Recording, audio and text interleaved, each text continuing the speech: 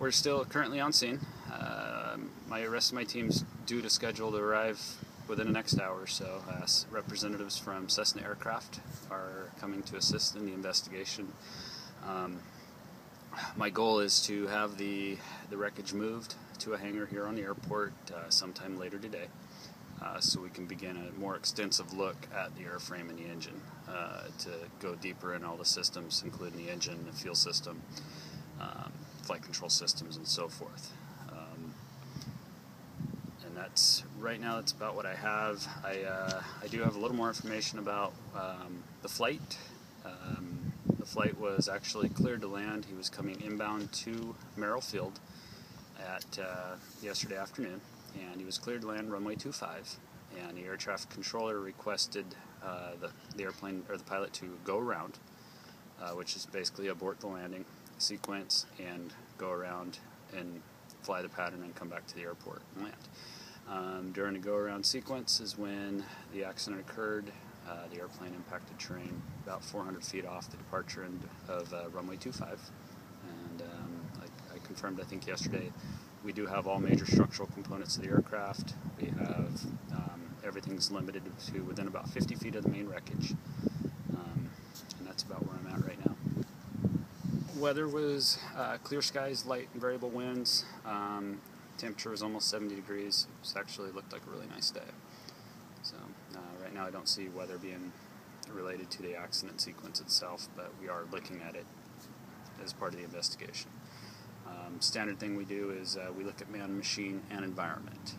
We look at the pilot's flight history, his ratings, the medical aspect.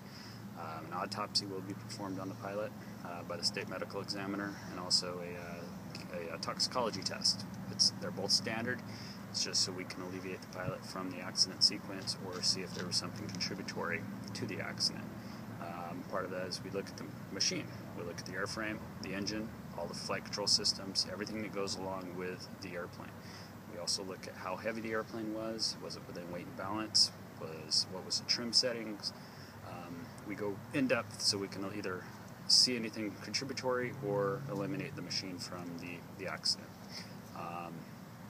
And the third thing is environment. We look at the wreckage and impacts, ground scars, how did the airplane impact the ground, what kind of signatures it leaves on the ground, and also what was the weather like, what was the wind like, did anything with the environment play a role. And so we're just trying to gather, right now we're trying to finish up our on-scene phase of the investigation, so we're documenting all the perishable evidence and trying to just document everything we possibly can lose once we move that aircraft, and then once we start digging in more deeper to the airframe and the engine. It's something we are going to look at. Typically with the warmer weather, even if there was icing, you might not find traces of it, but it is something where we can look at the possibility of carburetor icing given the weather conditions. Right now, the best I can understand is it was a local flight. I'm still trying to obtain what time they departed and what airport they departed from, but it was in the local area. But as far as exact details, I do not have that.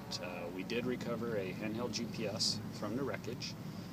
That GPS has the potential, I'm not saying it does, but it has the potential to store flight data, where we can get altitudes, airspeeds, departure airports, and such. So that GPS is going to be shipped to our recorders lab in Washington, D.C., and downloaded and hopefully contain data for the accident flight that'll assist us in the investigation.